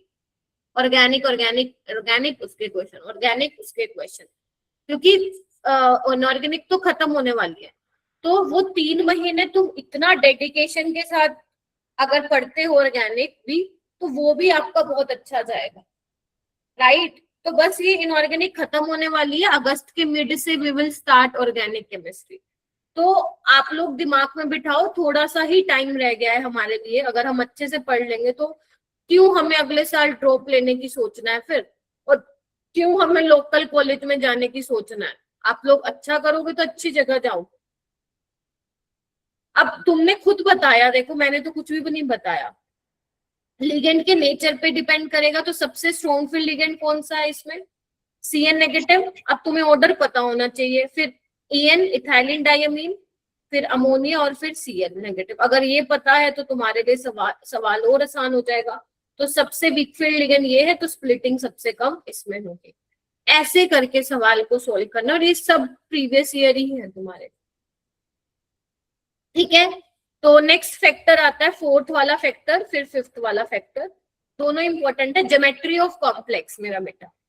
कॉम्प्लेक्स की ज्योमेट्री क्या है? अगर मान लो तुम्हारे सामने टेट्राहेड्रल कॉम्प्लेक्स और ऑक्टाहेड्रल कॉम्प्लेक्स है, तो स्प्लिटिंग ऑक्टाहेड्रल में ज्यादा होगी, यस और नो? और अगर स्क्वायर प्लानर भी आ जाएगी फिर उसमें हो, राइट? तो अगर मान लो मैं पहले 4 फैक्टर की बात करूं, और अगर मान लो तुम्हारे पेपर में मिक्स सवाल आ गए, मिक्स सवाल जिसमें सारे फैक्टर लग रहे हैं, तो प्रायोरिटी पे कौन सा फैक्टर रखोगे? सबसे पहले आप चेक करोगे कोऑर्डिनेशन नंबर। अगर तुम्हें दिख रहा है कि कोऑर्डिनेशन नंबर 4 है और वो टेट्राहेड्रल बना रहा है, उसको सबसे पीछे फेंक दोगे तुम। गेटिंग माय पॉइंट और नो? सबसे पहले तुम्हें कोऑर्डिनेशन नंबर चेक करना है। अगर कोऑर्डिनेशन नंबर 4 में स्क्वायर प्लानर कॉम्प्लेक्स बना रहा है, जो कि तुम पढ़ चुके हो मेरे से वीबीटी में, तो स्क्वायर प्लानर कॉम्प्लेक्स बना रहा है उसको सबसे आगे रखोगे स्प्लिटिंग में, और अगर टेट्राहेड्रल है तो उसको सबसे पीछे। यस, चलो उसके बाद आपको चेक करना है कि उसके बाद आपको चेक करना है कि आपका मेटल कहीं 4D और 5D का तो नहीं है। अगर 4D या 5D का है तो नो डाउट उसमें स्प्लिटिंग ज्यादा हो रही होगी, ठीक है। फिर तीसरा प्रायोरिटी आपको रखना है oxidation state of metal line, जिसका ऑक्सीडेशन स्टेट ज्यादा उसकी स्प्लिटिंग ज्यादा। फिर फोर्थ वाला फैक्टर आपको रखना है नेचर ऑफ लिगेंड, राइट। जितना स्ट्रॉन्ग फील्ड लिगेंड उतना स्प्लिटिंग। तो पहले क्या देखना है आपको, चेक कोऑर्डिनेशन नंबर, ठीक है। फिर दूसरा आपको क्या बताया था मैंने, क्या बोलते हैं 3D 4D या 5D सीरीज का बंदा है वो आपको चेक करना है। फिर आपको चेक करना है oxidation state of metal ion. ऐसा क्वेश्चन अगर आ जाए तो, वैसे आएगा नहीं इतना कंफ्यूज करने वाला, बट स्टिल। फिर आपको चेक करना है nature of ligand. Getting my point?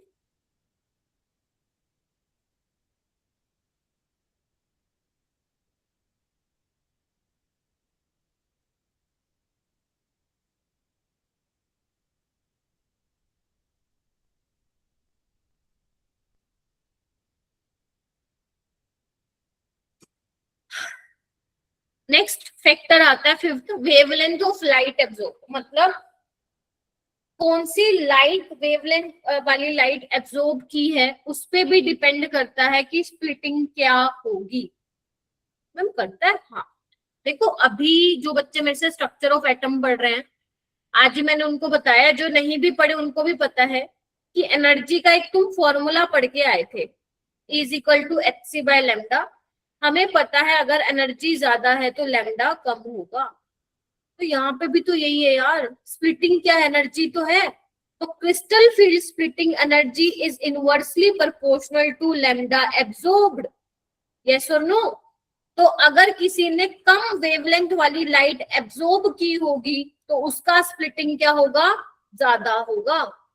या फिर जिनकी स्प्लिटिंग ज्यादा होगी उसका लैम्डा एब्जॉर्ब कम होगा। जैसे एक मैं आपको कंपाउंड देती हूँ, सपोज आपके पास ये है, क्या बोलते हैं, कौन सा लो, चलो यही ले लेती हूँ, यही ध्यान में आ रहा है मेरे को। यहाँ पे देखो दोनों में कोबाल्ट है, मेटल पे +3 ऑक्सीडेशन स्टेट है, दिख रहा है आपको जब आप निकालोगे। अब स्प्लिटिंग किस केस में ज्यादा होगी ma'am? Water is a strong field ligand then fluorine. Yes और नो?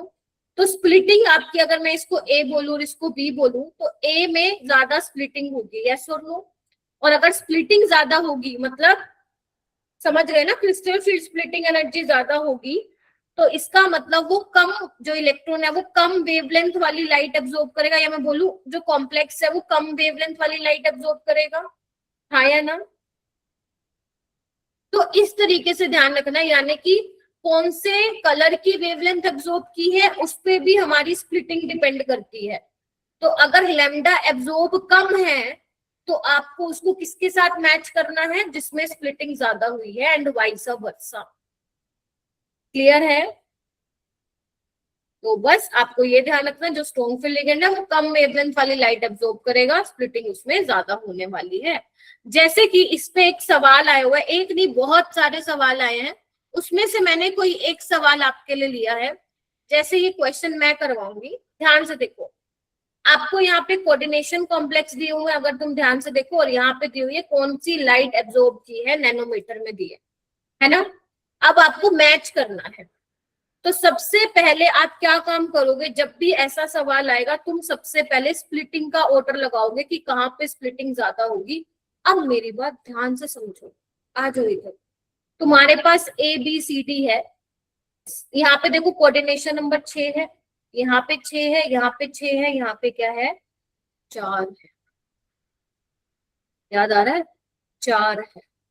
और कॉपर +2 जब D9 में होता है तो आपको याद आ रहा है क्या कि ये आपका टेट्राहेड्रल कॉम्प्लेक्स बनाता है। कैसे नो? तो ये सबसे पीछे आने वाला है स्प्लिटिंग में। सबसे आगे कौन आएगा? C वाला आएगा, क्योंकि साइनाइड स्ट्रॉन्ग फील्ड लिगेंड है।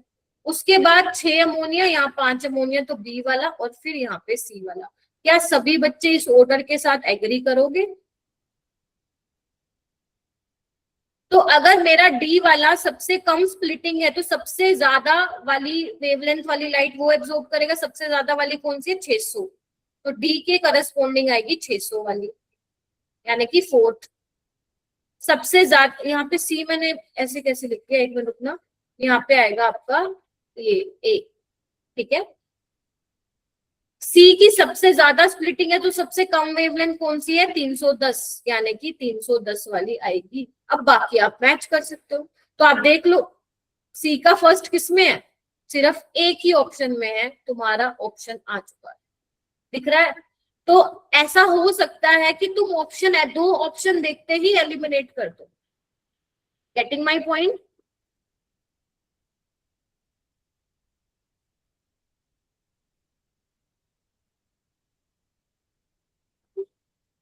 समझ रहे हो how to solve these type of questions? और क्वेश्चन देखें, लेट्स सी, आ जाइए और क्वेश्चन देखते हैं।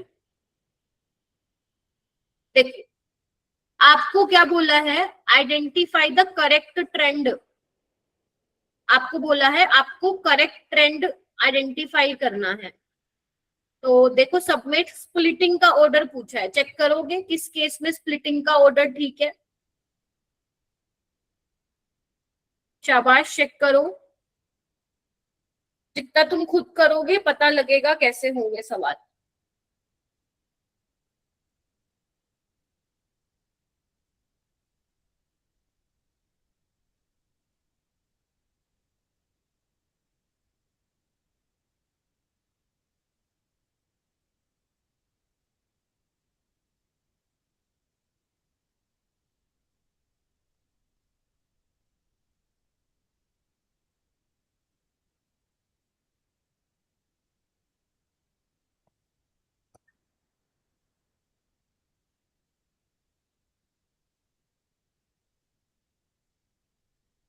कौन सा ऑप्शन लग रहा है तुम लोगों को?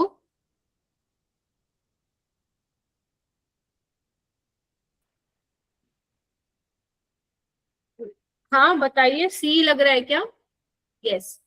यहाँ पे क्रोमियम और मोलिबेडिनम में, मोलिबेडिनम आपका कौन सी सीरीज का है? 5D, सॉरी 4D, उसका ज्यादा होगा। यहाँ पे टाइटेनियम +3 में है तो उसका ज्यादा स्प्लिटिंग होगा। ठीक है, इन दिस वे आपको सोल्व करना। अभी सिर्फ 9 ही बच्चों ने हाथ उठाया है, प्लीज बाकी चेक करो।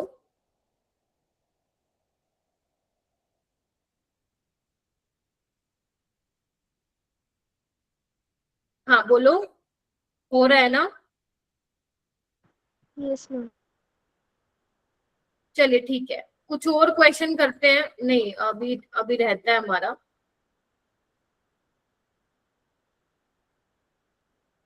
ठीक है, पहले एक काम करते हैं, समझ लेते हैं फिर क्वेश्चन करते हैं। या चलो एक बार काम करते हैं, क्वेश्चन ही करा देते हैं, क्योंकि अभी तुमने पढ़ा हुआ है ना, तो क्वेश्चन मैं पहले करा देते। एक्चुअली मुझे पहले ही लेने थे क्वेश्चन। चलो क्वेश्चन करते हैं फिर वो टॉपिक करेंगे, ठीक है। चलिए आइए, यहाँ पे चेक करते हैं। सबसे पहला क्वेश्चन ले लो, correct increasing order of stability of complex based on del O value. Del O value के बेसिस पे you have to explain the stability of complex. कैसे बताओगे स्टेबिलिटी ऑफ कॉम्प्लेक्स? CFSC निकालें? यस और नो? CFSC निकालनी पड़ेगी। तो अगर निकाल सकते हो तुम लोग, बिल्कुल निकाल सकते हो। जैसे अगर मैं फर्स्ट की बात करूं तो Mn+3 में कितना होता है? ये तो रट जानी चाहिए तुम्हें चीजें। पंकज सो तो नहीं रहे? चलो ठीक है। जसिका हो क्लास में ना? हेलो, हो के नहीं हो? नहीं है, क्योंकि मैंने 2 बार आवाज लगा दी, अटेंडेंस नहीं लगाने की मैम। ठीक है, तो स्ट्रॉन्ग फील्ड लिगेंड है तो पेयरिंग हो जाएगी। You can find out the del O value, वो तुम्हें करना है अभी। यहाँ पे कोबाल्ट +2 में है, D7 SFL है, तो कैसे करेंगे बताओ ना? T2 1 2 3 4, 5, 6 और ईजी में 1 जाएगा, ठीक है। थर्ड में क्या होगा, Fe+2 में है, D6 होगा, SFL है, तो सारे के सारे T2G में पेयर अप हो जाएंगे।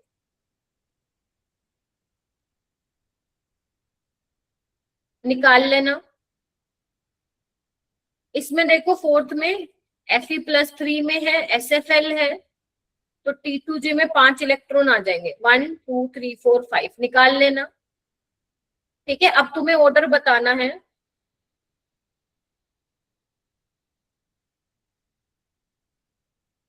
बताओ किस केस में CFSC तुम्हें सबसे ज्यादा दिखेगी, वो आपको बतानी है। थर्ड में। Third one. थर्ड वाले में तो ऑप्शन आ चुका है तुम्हारा, फिर बताओ। थर्ड।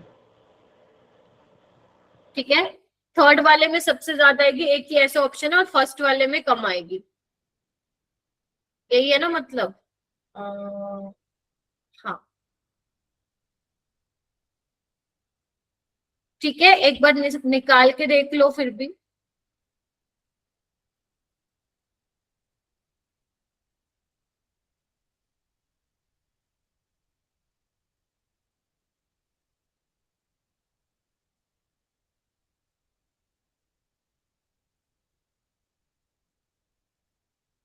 ठीक है, सही है, आ गया। ऐसे करना है सवाल। नेक्स्ट क्वेश्चन देखेंगे। बताओ the correct order of the following complexes in terms of their CFSCs। आपको ये भी डिसाइड करना है कि कहाँ पे आप CFSC निकाल के आंसर दोगे या कहाँ पे आप वो फैक्टर्स देख के आंसर करोगे। You have to think.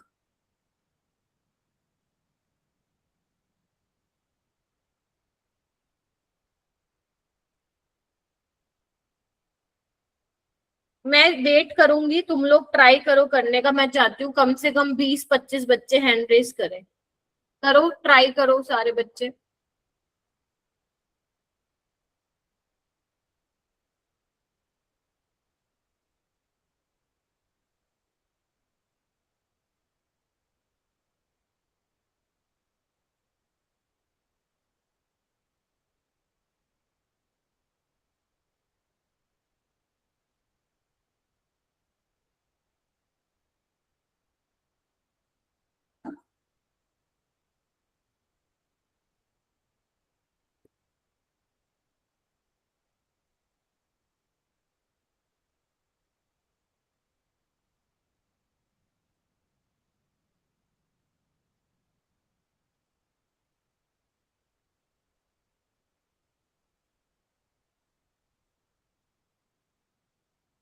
बाकी बच्चे सो रहे हैं क्या?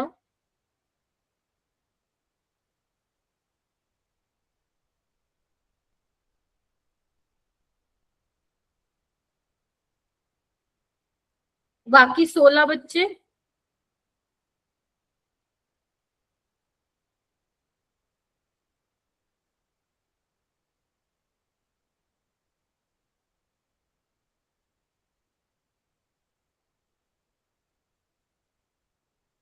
करणवीर आप बताएंगे।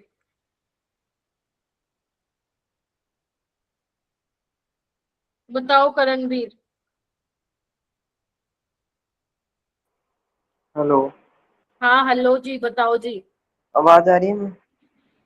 हाँ बिल्कुल आ रही है, हेलो बताओ। हाँ हाँ बताओ बताओ। मैम, पहले हम हेलो। उसका फर्स्ट वाले का निकालेंगे, NH3। हेलो। हाँ हाँ बोलो बोलो, सुन रही हूँ मैं। हेलो निशांत आप बताओ, आपने भी हैंड रेस किया हुआ है। मैम, एक बार रीज्वाइन करो, आपकी स्क्रीन भी नहीं शो हो रही। हेलो। ठीक है निशांत आप बताओ, ये तुम झूठे हाथ तो नहीं हाथ खड़े करे तुम लोगों ने? Nishant you tell me. Akshita आप बताओ। Ma'am D option. कैसे किया आपने? मैम EN इनमें से सबसे ज्यादा मतलब स्ट्रॉन्ग फील्ड लिगेंड है, तो और उसके बाद ऑक्सीडेशन नंबर से किया। देखो बिल्कुल ठीक बताया यहाँ पे इसने, कोऑर्डिनेशन नंबर 4 है इसका, ये 6-6 में है। और यहाँ पे इन दोनों में कैसे कंपेयर करोगे, SFL है ये, EN एमोनिया के कंपैरिजन में। और इसको कैसे पीछे लगाया, बिकॉज यहाँ पे +2 ऑक्सीडेशन स्टेट है। तो डी ऑप्शन इसका करेक्ट होगा। ये वाला क्वेश्चन करो, झूठे हाथ मत खड़े करो, मैं बता रही हूँ, मेरे को बहुत सही नहीं लगती है फिर वो चीजें। नहीं आता तो ठीक है, दिखाने के लिए मत करो। ये वाला करो, इन octahedral complexes when del O less than P high spin complex are formed और del O greater than P low spin complex are formed। बिल्कुल ठीक है, जब पेयरिंग एनर्जी ज्यादा है तो हाई स्पिन बनेगा, कम है तो लो स्पिन।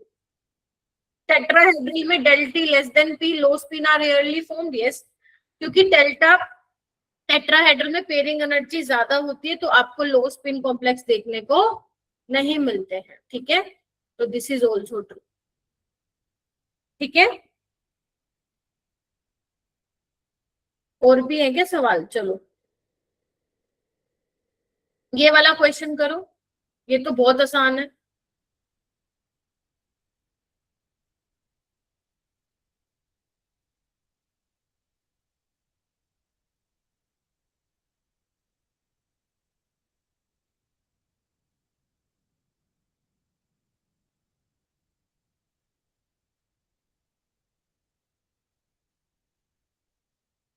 नीतीश आप बताओ। नीतीश हाँ बताओ। यार मेरी आवाज चली जाती है, तुम लोगों के नेटवर्क इतने खराब है कि आवाज नहीं आती मेरे को तुम लोगों की। नीतीश बताओ। मैम पूर्वांचल हाँ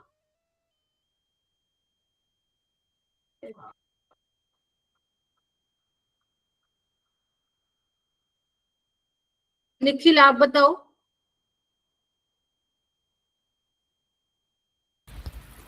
मैं अभी कर रहा हूँ।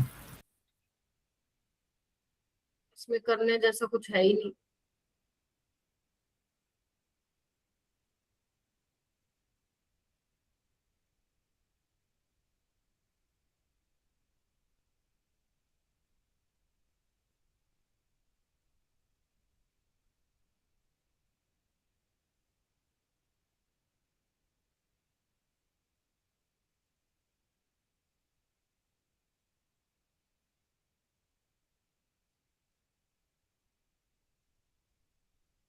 शिवम आप बताओ। मैम ABC तीनों पैरा होंगे, डाय होंगे और लास्ट वाला पैरामैग्नेटिक होगा।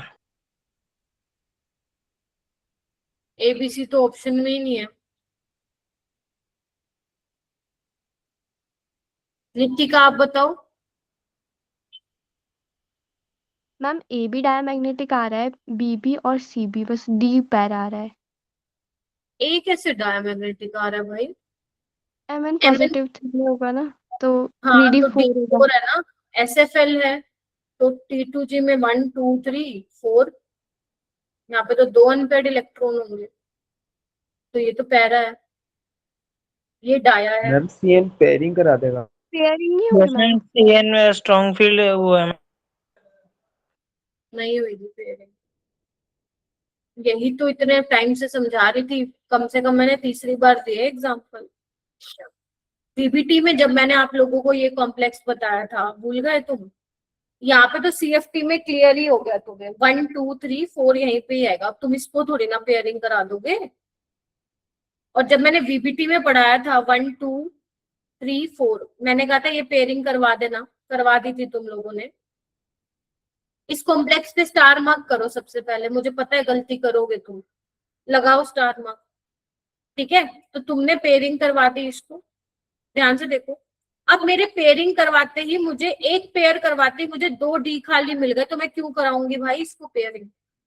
तो यहाँ पे D2sp3 हाइब्रिडाइजेशन आ रही थी, तुम्हें याद हो तो।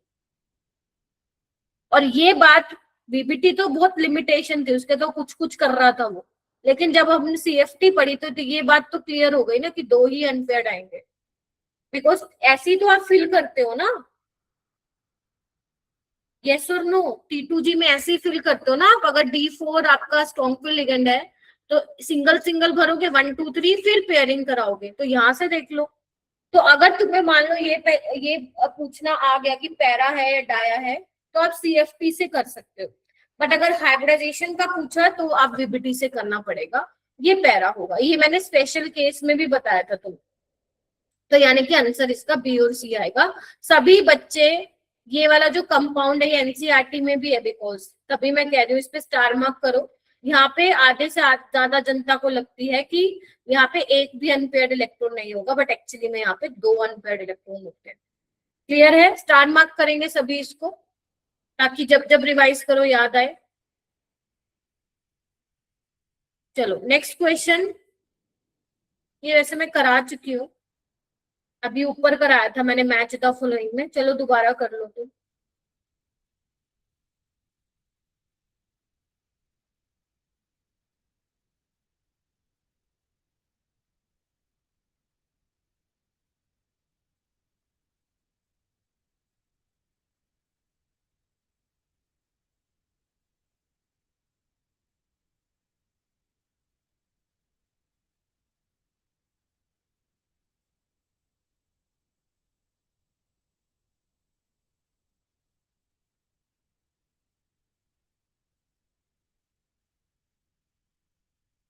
हैंड रेज करते जाना जिसका भी हो जाए।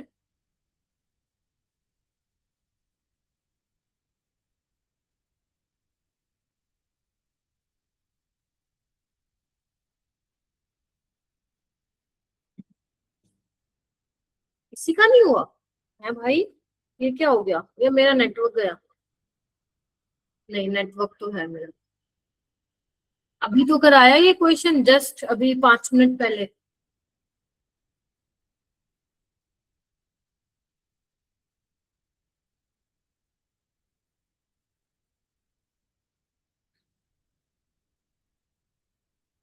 जतिन आप बताइए।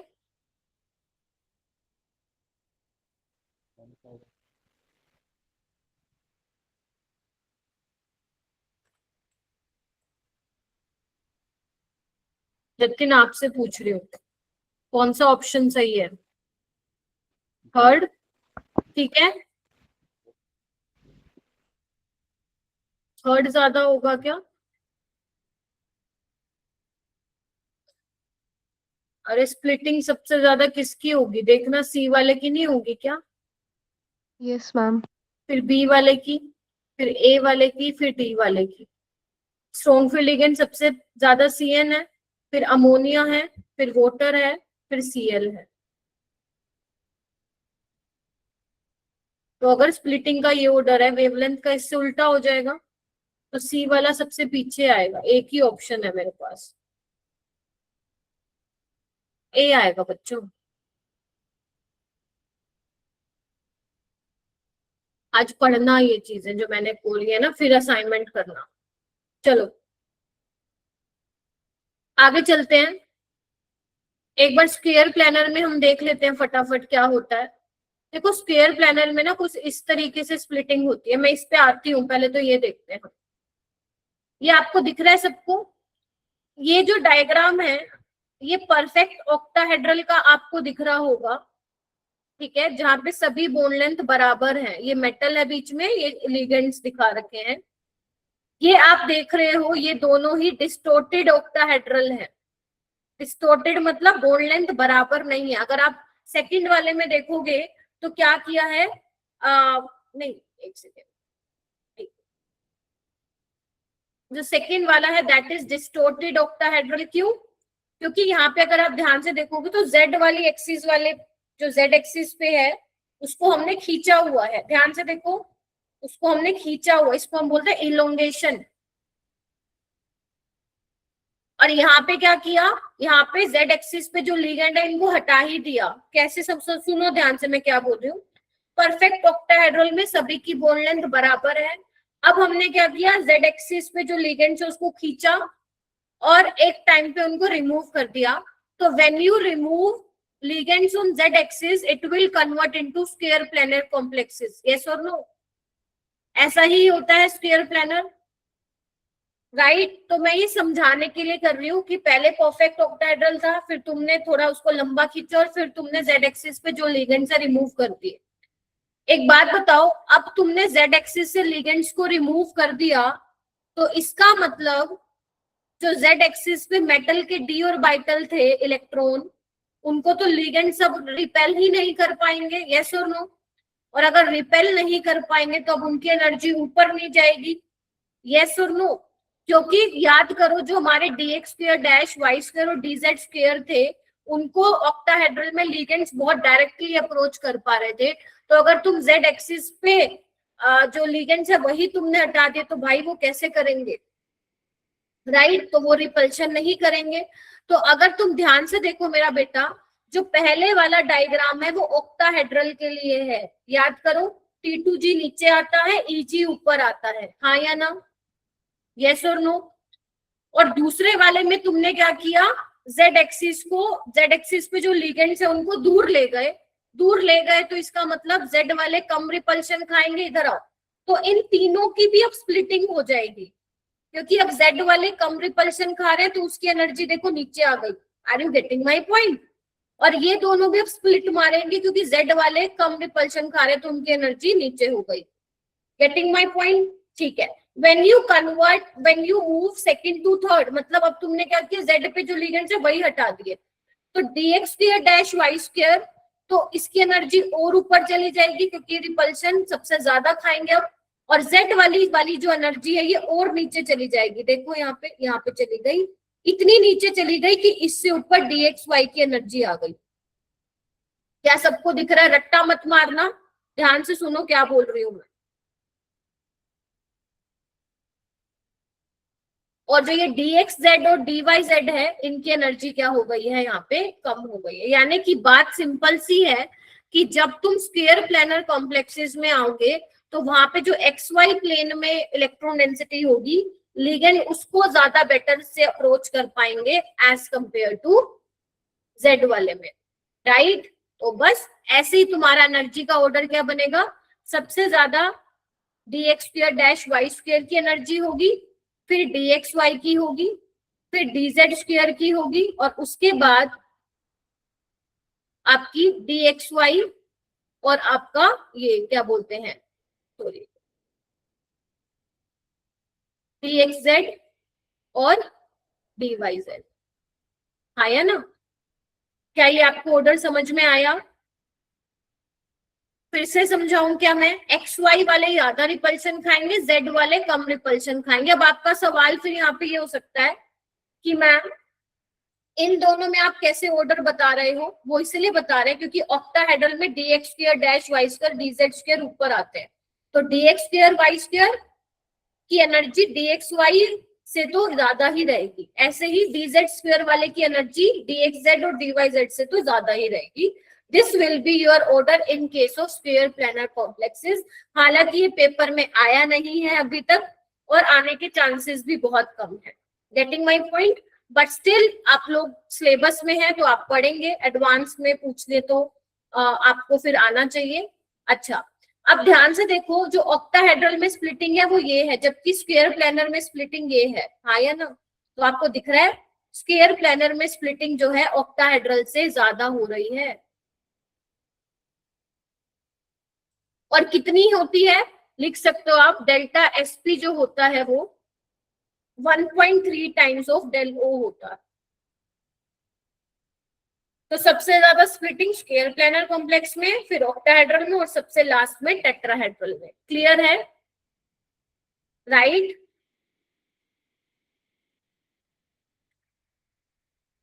ये मैंने यहाँ पे बना रखा है, अगर आपको ये बनाना है तो बना लेना, ठीक है? आपको बनाना है, आप दोनों में से कोई एक बना लेना, बस आपको ये पता होना चाहिए एनर्जी का ऑर्डर क्या होगा, ठीक है? उसके बाद हमारा एक छोटू सा टॉपिक आता है, that is Jahn Teller distortion. अब देखो जोन टेलर डिस्टोर्शन वैसे तो जेई में इतना नहीं पूछा जाता, अगर आप कहोगे नहीं करवाओ तो मैं नहीं भी करवाऊंगी, बट आसान टॉपिक है, करने में कुछ जा नहीं रहा। सवाल क्या पता आ जाए तो फिर तुम कहोगे मैम हमें करवाया नहीं। जोन टेलर डिस्टोर्शन या टेट्रागोनल डिस्टोर्शन क्या होता है? देखो डिस्टोर्शन का मतलब होता है बिगड़ जाना। अगर आपका कोई कॉम्प्लेक्स परफेक्ट है और अगर उसमें कुछ ऐसी चीज हुई जिसकी वजह से उसका स्ट्रक्चर डिस्टोर्ट हो गया है, तो हमें यही पढ़ना है कि जोन टेलर डिस्टोर्शन होता क्या है। देखो अभी तुमने पढ़ा कि ऑक्टाहेड्रल कॉम्प्लेक्सेस में T2G की एनर्जी नीचे है परफेक्ट वाले में और EG की एनर्जी ऊपर है, यही आपने पढ़ा है। बट जब आप उन T2G और EG में इलेक्ट्रॉन की फिलिंग करते हो ना, तो लिगेंड कुछ अलग तरीके से रिपल्शन करता है। मान लो अगर आपने T2G और EG में इलेक्ट्रॉन सिमेट्रिकली भरे, मतलब सिमेट्रिकली का क्या मतलब होता है, जैसे मान लो T2G में तुमने 3 भरे तो ये सिमेट्रिकली फिल्ड है, यस, या T2G में 6 इलेक्ट्रॉन भरे तो ये सिमेट्रिकल फील्ड है, यस और नो। तो अगर तुमने सिमेट्रिकल फिल किए या फिर एसिमेट्रिकल फिल किए तो वहां पे जो है तुम्हें जोन टेलर डिस्टोर्शन पढ़ना पड़ेगा। अगर तो मान लो डी वाले इलेक्ट्रॉन तुमने सिमेट्रिकली अरेंज किए हैं तो नो डाउट जब लिगेंड उनके पास आएंगे तो उनको दिखेगा एक सिमेट्रिकली अरेंज्ड है इलेक्ट्रॉन, तो सबको रिपल्शन इक्वली मिलेगी और कॉम्प्लेक्स आपका ऑक्टाहेड्रल होगा जैसे हम पढ़ के आए हैं। बट अगर तुमने इलेक्ट्रॉन की फिलिंग एसिमेट्रिकली भर रखी, एसिमेट्रिकल मतलब क्या है, सपोज T2G में ऐसे भर रखा है या फिर ऐसे भर रखा है या फिर इसमें ऐसे भर रखा और EG में एक, तो ये एसिमेट्रिकल फिल होता है। Getting my point?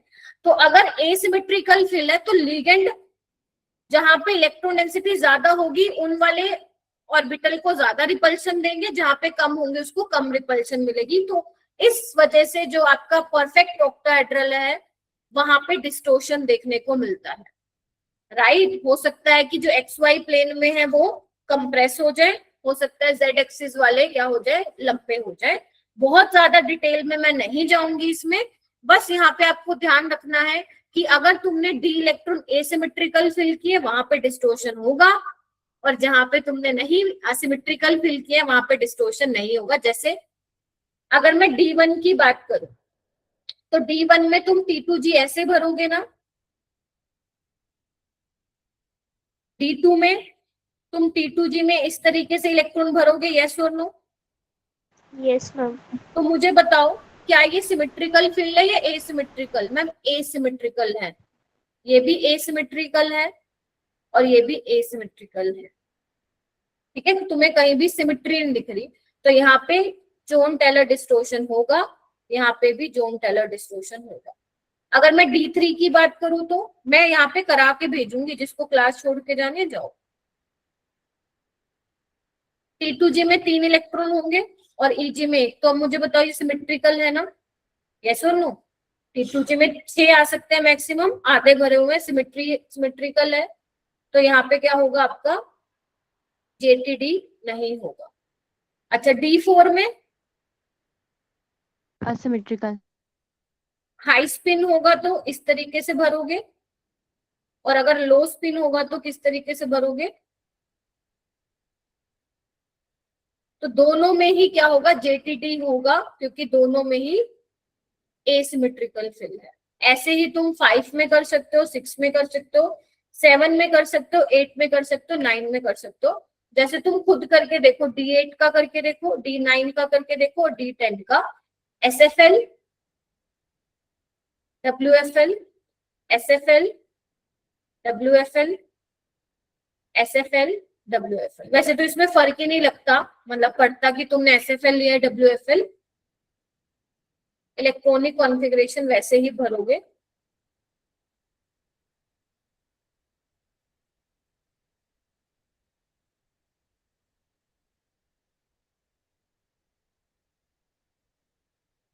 मैं दोबारा नहीं पढ़ाऊंगी ये टॉपिक, अब पढ़ा रहे हो, नहीं आ रहा तो प्लीज रिकॉर्डिंग देखना तुमको। यहाँ पे क्या सिमेट्रिकल फील्ड है, हाँ T2G में 6 है और EG में मैक्सिमम 4 आ सकते हैं, आते हैं, तो ये सिमेट्रिकल है, यस और नो? तो सिमेट्रिकल है, JTD नहीं होगा। इसमें होगा क्या?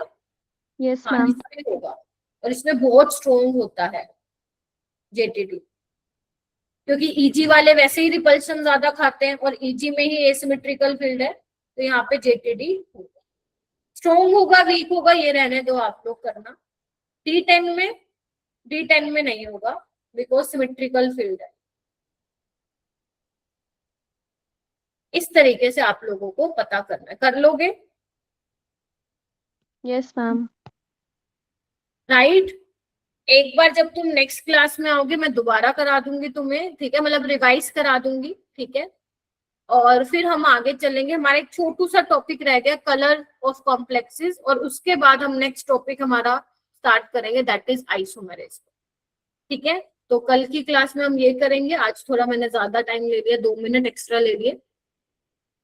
बाकी में आप चेक करेंगे D4 में D5 में चेक करेंगे आप हाई स्पिन लो स्पिन बना के, ऐसे आप D6 D7 में करेंगे। कल मैं आपसे पूछूंगी फिर, ठीक है। जितना पढ़ाया है रिवाइज करना, उसके बाद ये असाइनमेंट करना, क्योंकि काफी सारी चीजें मैंने आज एक्सप्लेन करी है तुम लोगों को। हाँ बेटा।